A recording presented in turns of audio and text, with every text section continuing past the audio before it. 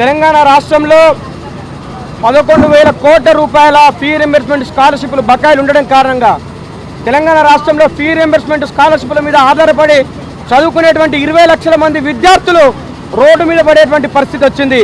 గతంలో ఉన్న ప్రభుత్వము తెలంగాణ తేవడానికి యువకులను విద్యార్థులను వాడుకున్నది, వాళ్ళ చావుల మీద గద్దెనెక్కి విద్యార్థులను చదువుకోకుండా చేస్తున్నది. వైఎస్ రాజశేఖర రెడ్డి గారు తీసుకొచ్చినటువంటి ఫీ రింబర్స్మెంట్ పథకాన్ని ఎత్తివేసే కుట్ర చేస్తున్నాయని చెప్పేసి పిసిసి చీఫ్ ఉన్నటువంటి రేవంత్ రెడ్డి గారు ఎన్నికల ప్రచారంలో చెప్పారు. ఆయన చెప్తే నమ్మరని చెప్పేసి ప్రియాంక గాంధీ, రాహుల్ గాంధీ గారు తీసుకొచ్చి విద్యార్థులందరినీ మభ్యపెట్టి ఓట్లు గుంజుకొని అరచేతిలో వైకుంఠం చూపించి విద్యార్థుల నిరుద్యోగుల ఓట్లతోని గద్దెనెక్కిన తర్వాత ప్రజాప్రభుత్వం వచ్చింది. ఈ ప్రజాప్రభుత్వంలో ప్రజలే బాసులు, విద్యార్థులే బాసులు అని చెప్పిండు. కానీ అధికారంలోకి వచ్చిన తర్వాత 3 సంవత్సరాలు అవుతుంది. కానీ ఇప్పటి వరకు విద్యార్థులకు ఒక్క పైసా విధించింది లేదు.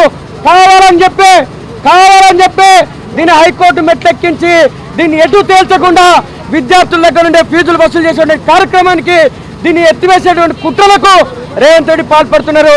తస్మాత్ జాగ్రత్త విద్యార్థి మిత్రాల, రేవంత్ రెడ్డి యొక్క కుట్రలు మనం గమనిద్దాం.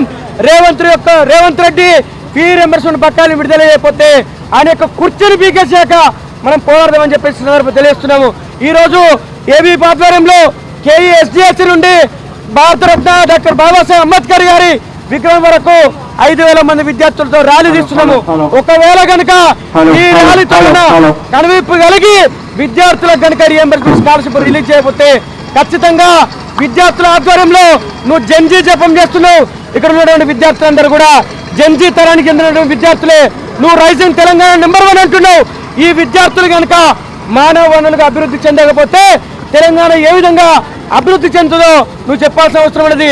విద్యాశాఖ మంత్రిగా నువ్వు అన్ఫిట్ అయిపోయినావు, విద్యాశాఖ మంత్రిగా అట్టర్ ఫ్లాప్ అయిపోయినావు. కాబట్టి ఇప్పటికైనా విద్యాశాఖను వదులుకొని నువ్వు చెప్తున్నటువంటి జంజీకి విద్యాశాఖ మంత్రిని ఇవ్వాల్సిందిగా ఏబీ డిమాండ్ చేస్తూ ఉన్నది. లేకపోతే యువత గురించి జంజీ గురించి మాట్లాడేటువంటి అర్హత కోల్పోతాం అని చెప్పేసి ఏబీపీకి హెచ్చరిస్తూ ఉన్నది. ఈ రాష్ట్రం లోపల ఇప్పటి వరకు అనేక మంది దళిత విద్యార్థులు, గిరిజన విద్యార్థులు, బహుజన విద్యార్థులు సర్టిఫికెట్ తీసుకోలేక రీఎంబర్స్మెంట్ రాక ఆత్మహత్యలు చేసుకున్నారు. ఈ రాష్ట్రంలో ఈ 3 ఏళ్ల కాలంలో 118 మంది పేద బడుగు బలైన వర్గాల పిల్లలు హాస్టళ్లలో మృత్యువాత పడ్డారు. ఈ రాష్ట్రం లోపల నిరుద్యోగులు నువ్వు ఇస్తానని 2 లక్షలకు నువ్వు ఇస్తామని చెప్పేసి ఆశపడి, జాబ్ క్యాలెండర్ ఇస్తామని చెప్పి ఆశపడి వాళ్ళు కళ్ళల్లో ఒత్తులేసుకొని చూస్తున్నారు. నువ్వు జాబ్ నోటిఫికేషన్ ఇవ్వకపోవడం కారణంగా ఆత్మహత్యలకు పాల్పడుతున్నారు. నిరుద్యోగ ఆత్మహత్యలకు, విద్యార్థులకు మరణాలకు నువ్వే బాధ్యత వహించాలి. నిన్ను రాజీనామా చేశాక రాజకీయంగా నిన్ను వేటాడతాం, కుర్చీ దిగలేక నిన్ను వెంబడిస్తామని చెప్పేసి సందర్భంగా హెచ్చరిస్తున్నాం.